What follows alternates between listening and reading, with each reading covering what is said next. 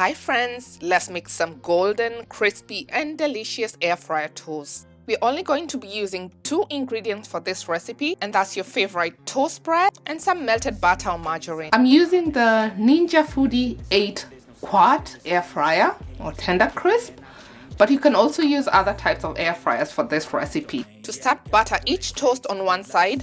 You can use vegan options such as olive oil or vegan butter. If you're new to my channel, kindly subscribe and hit the notification button.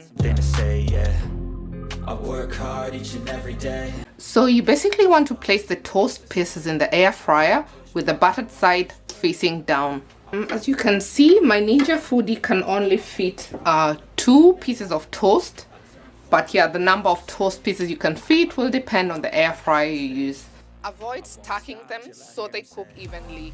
And then you just want to close the lid or your air fryer basket at temp to 400 degrees Fahrenheit. That's about 205 degrees Celsius for 4 to 8 minutes. The time will depend on how you like your toast, so how crispy or dark. And you also want to check on them halfway through cooking, as I am doing now. You then just want to close the lid and air fry for the remaining time.